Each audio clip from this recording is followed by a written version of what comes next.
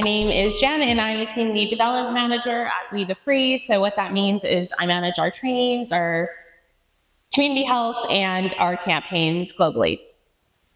And when I started my work in animal rights, I never imagined that most of the work that I do wouldn't involve animals at all, and rather the humans who advocate for those animals and helping them to resolve their conflicts with other animal advocates. And We the Free started with a mission of animal liberation, and an understanding that this mission can only be achieved collectively, we aim to resolve conflicts effectively. And as our organization has grown globally, we have seen an increase in both the quantity and the quality, the severity of these conflicts. So it's become very challenging. And as someone who manages these community health concerns, I have laid awake at night with fear, dread, and anxiety, wondering how I can possibly resolve these conflicts and have mutually beneficial solutions. And I've cried more often than I care to admit, sometimes out of empathy for the activists that are experiencing these conflicts, and sometimes just from the mental anguish that comes from dealing with such things. But there have been times where the conflicts end positively, where we're able to do a mediation and have both sides share their perspectives and find some common ground and continue to fight side by side for the animals. And when that happens, it feels pretty freaking good. But more often than not, when the conflicts already reach us, they're already to the point of escalation that there isn't a mutually beneficial solution, which can sometimes result in people leaving the movement, leaving behind the animals who so desperately need their advocacy. So what is the answer? How do we maintain a positive community while maintaining our own mental health?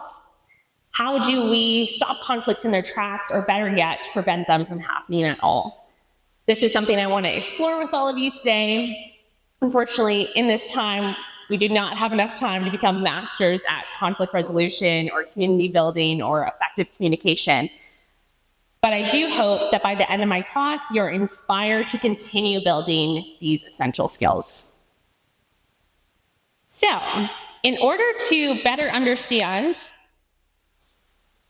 more about conflict within our movement, We the Free conducted a survey of over 200 animal activists and 20 animal advocacy organizations about conflict in the movement. And this is what we found.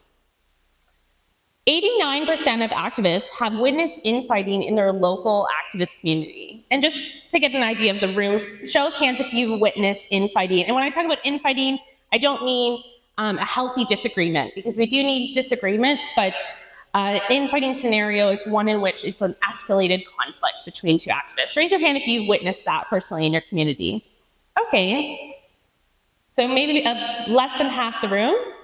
Cool, well, this statistic shows us just how prevalent infighting is, and most often it is happening in the open where the community can see, which can lead to even more compassion fatigue for these activists. 43% of the activists surveyed are personally aware of an activism team or organization in their local area that has shut down as a result of infighting. And 64% of activists personally know at least one activist who has left the movement because of infighting. This is a significant statistic, and it demonstrates what some of us have been saying, that this animal activism is this revolving door. And infighting seems to be a big reason why. And if we don't do something about it, we will continue to lose activists. 59% of the activists surveyed have been personally involved in a conflict or infighting scenario. And of that 59%, 83% of them reported that the infighting has negatively affected their mental health or contributed to burnout. This is a really huge problem. As activists, we're exposed to so much secondhand trauma. Just by stepping out our front door, we can witness animal oppression. There's a lot of mental anguish and compassion fatigue that goes along with being an advocate. And if we're also experiencing this within our activist community, within people that are supposed to be our allies, if that's contributing to this, that's really bad news for the animals. And it can often lead to people leaving the movement altogether. 76% of activists have not attended any training or workshop to address or prevent conflicts within the movement. So congratulations, because you are all now on the other side of this statistic. So you should feel good about that. And if you're here right now, odds are that you see the value in training. But just in case you don't, let me put this into perspective for you. If you hire a computer technician to fix your device, surely you would think that they underwent some kind of education in order to do that, right? They should be experts, they should be qualified. And animal activism isn't just about outreaching people on the street or organizing pressure campaigns. In an environment where conflicts are extremely prevalent, don't you think we should be experts in resolving and preventing these conflicts? How many of these people, the 76%, are leaders in the movement or people look to for expertise or advice? If the people who are meant to be leading the way are not competent in preventing and resolving the issues that are causing our movement to crumble, we are doomed, or rather the animals are doomed. So we asked activists to what extent they agree with the following statement: I feel personally equipped to handle conflicts effectively. And you can see most people fell right in that in the middle stage of unsure. They're not sure about their ability or lack thereof. But what's more interesting is that if we take out that middle component, most people actually said that they agree or strongly agree that they're confident in this, despite only having that 76% being trained. So what this results in is 39% of activists feel personally equipped to handle conflicts effectively. So perhaps this is somewhat of an explanation why only 24% are trained, because some of our community already feels pretty equipped to handle conflicts. But this kind of self-assurance can be detrimental. When we understand that we can always be better, we chase opportunities to enhance our skills, which can only better the animals. 15% of activists feel that animal advocacy organizations handle conflicts effectively. And this doesn't come as a shock, as conflict resolution was one of the gaps that Lead Free tried to fill when we first were founded. And we have seen firsthand that it's extremely difficult to do that, even being trained in these areas.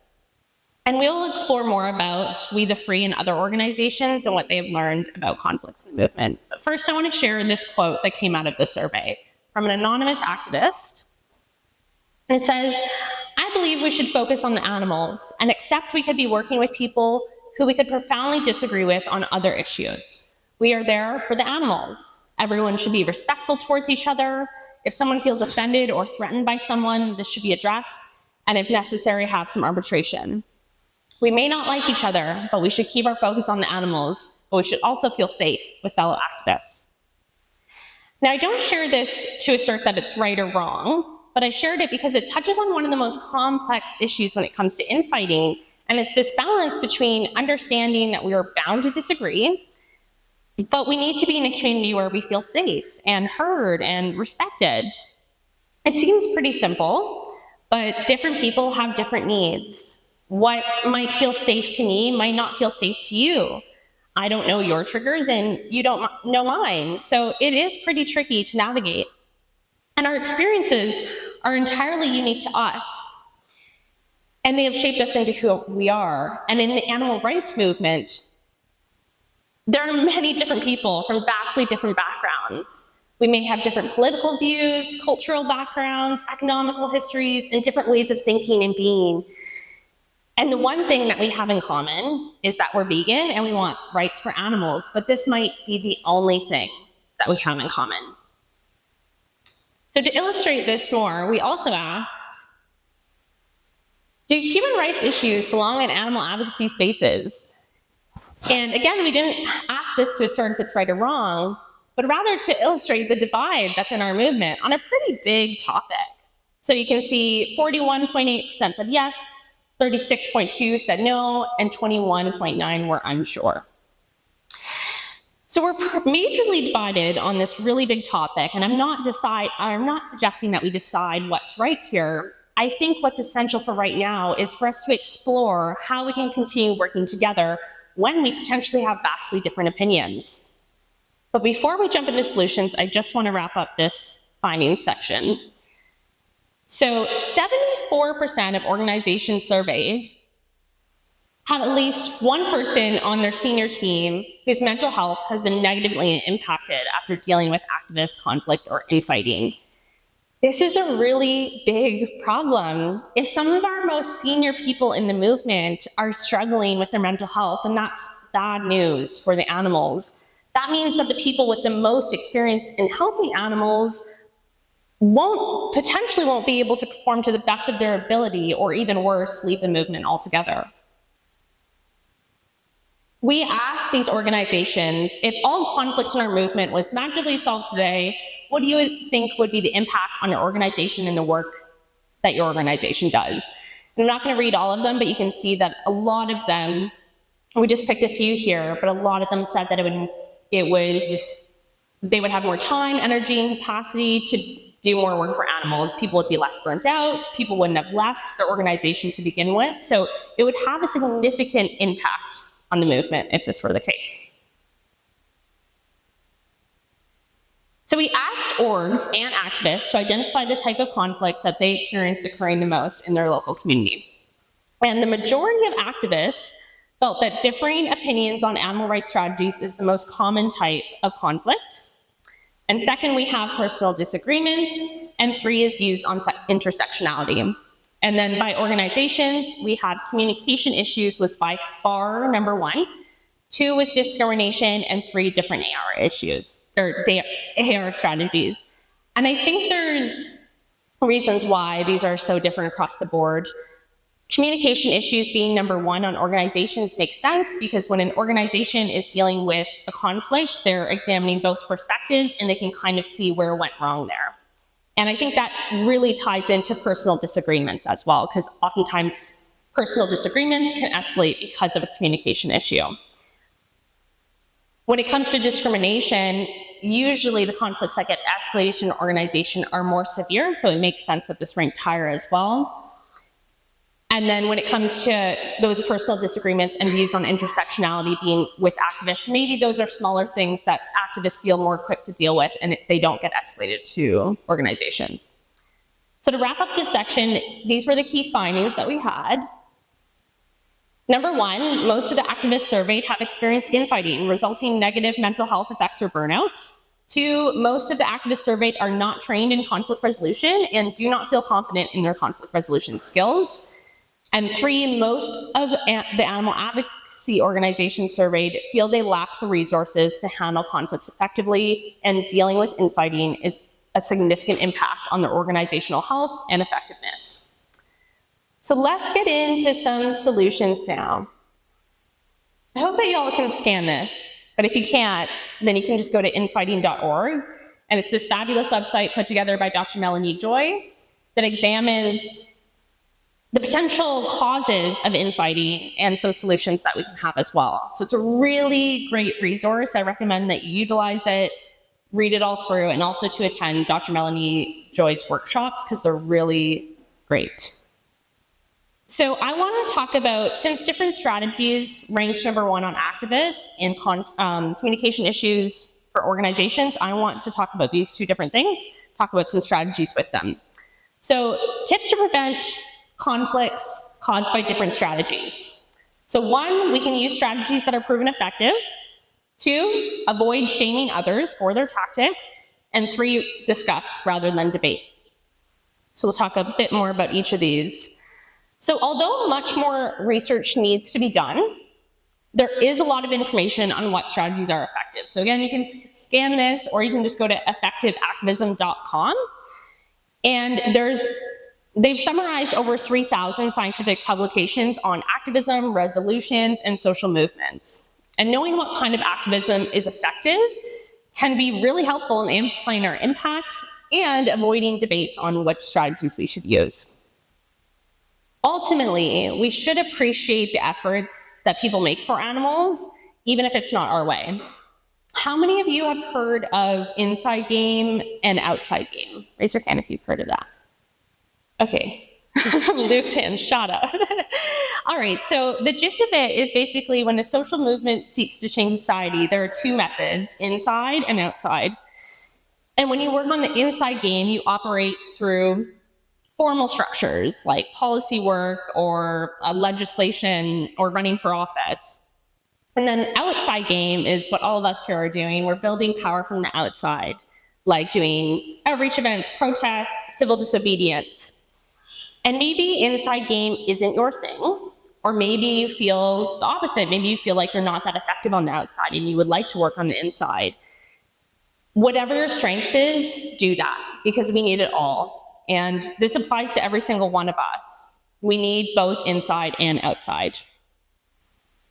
Okay, raise your hand if you've heard of the Overton window.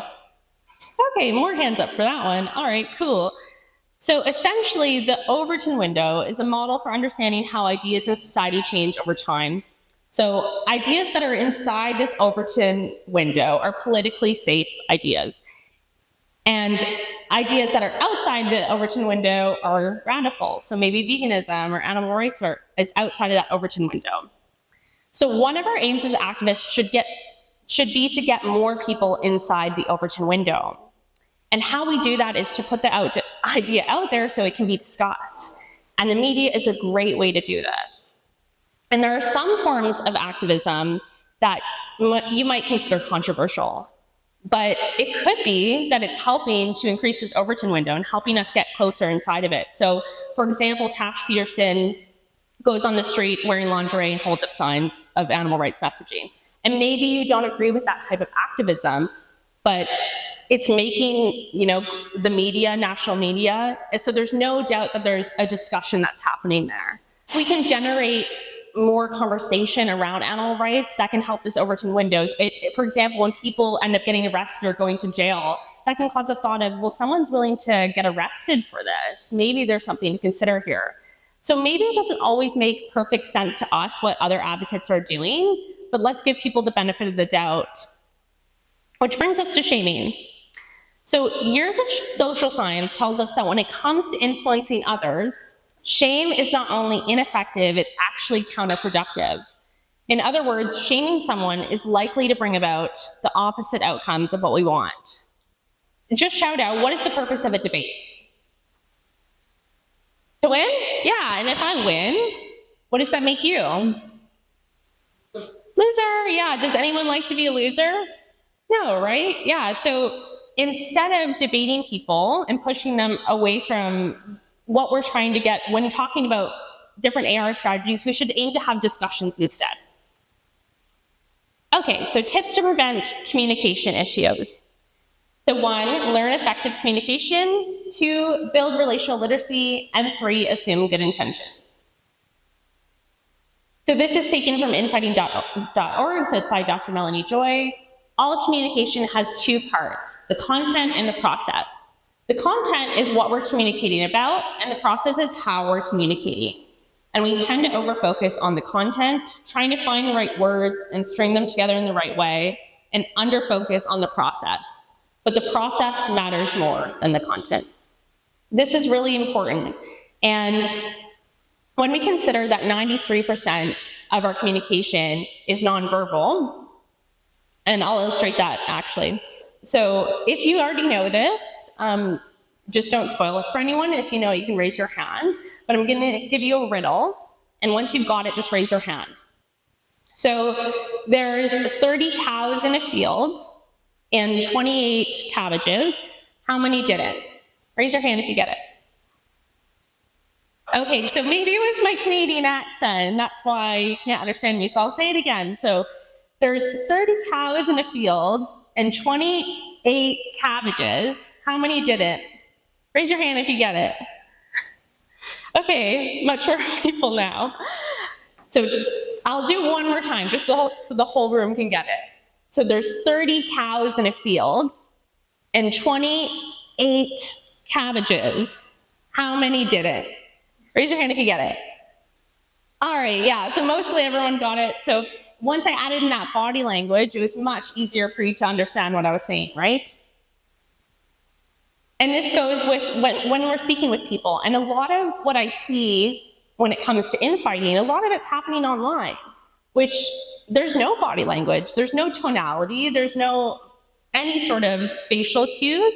So when we're having any sort of discussion that could end up being contentious, maybe we're talking about different AR strategies, maybe we want to confront someone about something that happened earlier that day at an activism event, doing that online could potentially be detrimental to that conversation, the outcome of it. So this is a formula for healthy relating by Dr. Melanie Joy. So it's practice integrity, honor dignity, and this will lead to connection and security. Does anyone know what, or can tell me what integrity is? What does it mean to have integrity? Anyone feeling brave, wants to shout it out? Yeah. Yeah, exactly. So integrity is an integration of our core values. So it's treating people how we would like to be treated, right? So when we do this, and then we honor dignity, and what does dignity mean? Can anyone tell me what dignity means? Respect. Yeah, like, and respect for yourself, right? So dignity is that inherent self-worth that we have, okay? So when we honor someone else's dignity, honoring their worth, this will lead to connection security, which is a great formula for how we relate to people. Good intentions. Okay, so when we have good intentions, or when we assume good intentions in other people, we're giving them the benefit of the doubt. And that's not to say that all people have good intentions. Obviously, some don't. I would like to think that most people in the animal rights movement do. And when we assume good intentions, we can avoid a lot of miscommunication issues. A lot of the conflicts I see are from people assuming negative intent in another person. When someone reacts in a way, it's usually based on an unmet need. So we're emotional beings, and when our needs go unmet, we can react in ways that aren't always rational or grounded or in sync with our integrity.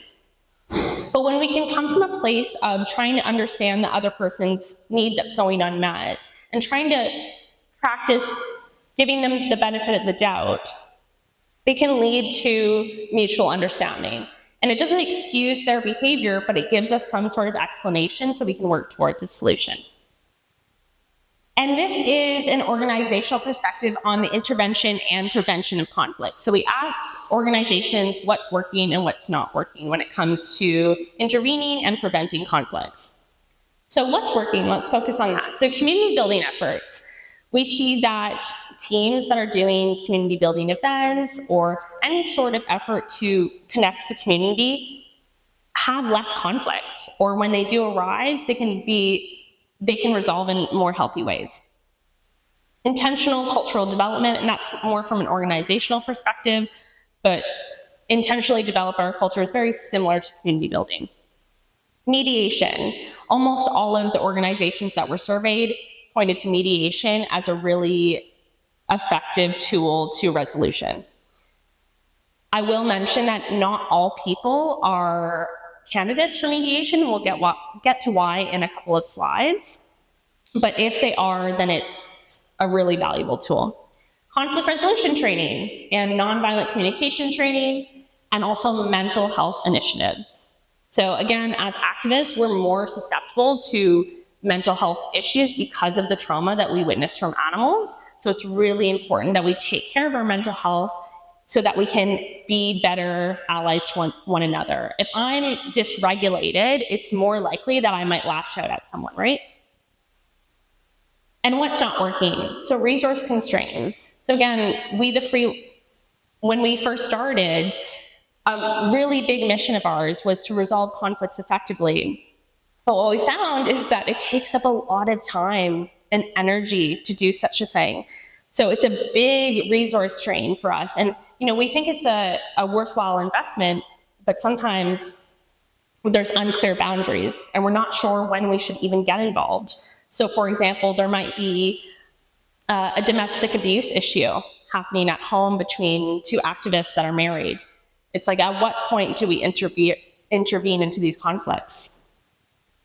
Sometimes there's public shaming through organizational statements, and Again, shaming just isn't an effective tool at inspiring behavior change. And sometimes there's pressure on organizations to make statements about people or politics or such things. And this can be a really divisive thing as well. A lot of activists, not a lot, some activists have unattainable expectations of organizations as well. As you saw, only 15% of people feel like organizations resolve conflicts effectively.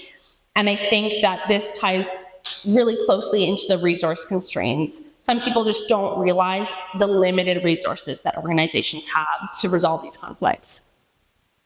And lack of accessibility to high-level training. So like peer mediation training, conflict resolution training, HR training, things that we need as an organization, but especially those that are geared towards animal advocacy organizations. It's just we don't have enough of it in the movement.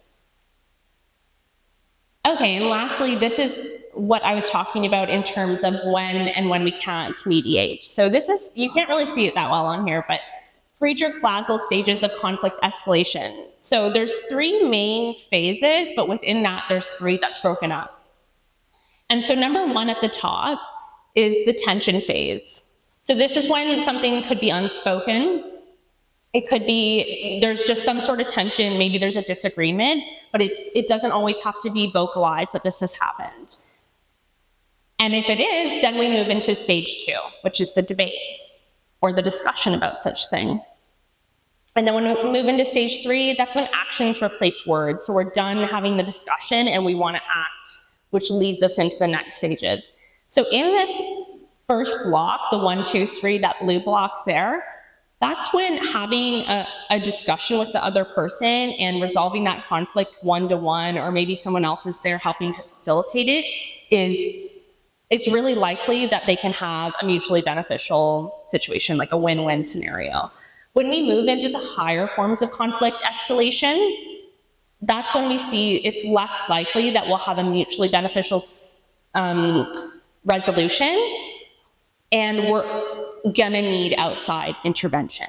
So when it goes past actions replace words into coalition building, when people are trying to rally people on their sides, when we get into this phase, we're going to need mediation to resolve it effectively, and it's likely that it won't be a win-win scenario.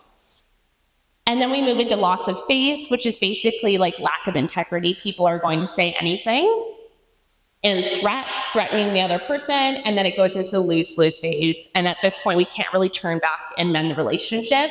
It's like about destruction and annihilating the other person. So I think that's the most that I have time to share with you all today. But if you scan this QR code, you can attend an online workshop that gives you practical strategies and tips on how to resolve conflicts effectively with people on the street, but also our fellow advocates.